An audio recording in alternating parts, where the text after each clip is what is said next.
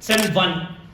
Semester 1, which subject you felt little bit weird and difficult?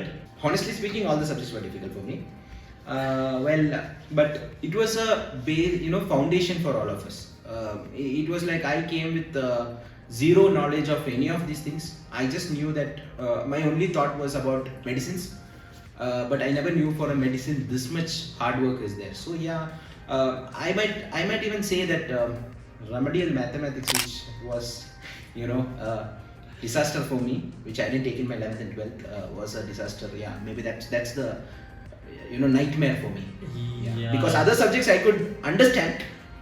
Yeah. Speaking of semester 1, which I faced difficulties, communication skills.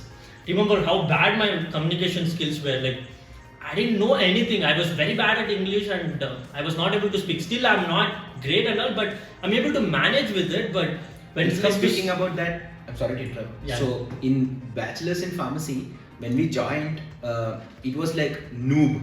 The term noob. So we were very bad in all these things. When we finished 12th, when we are in 12th, we think that we are the senior most people of the school and we know many things, but it's not like that. When we came to the college, we knew that we were zero, and it literally not in case of studies, but in other terms. There were literally many other things which we cannot explain, and that's college life basically. So these subjects, maybe the remedial mathematics or communication skills, interrupted there. It showed us what we are.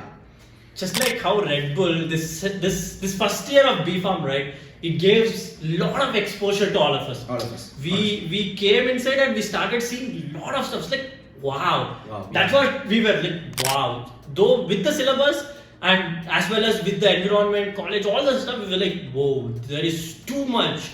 Lot of exposures with the different students we were able to meet, faculty, their skills. We were mind struck with that. That is the honest truth.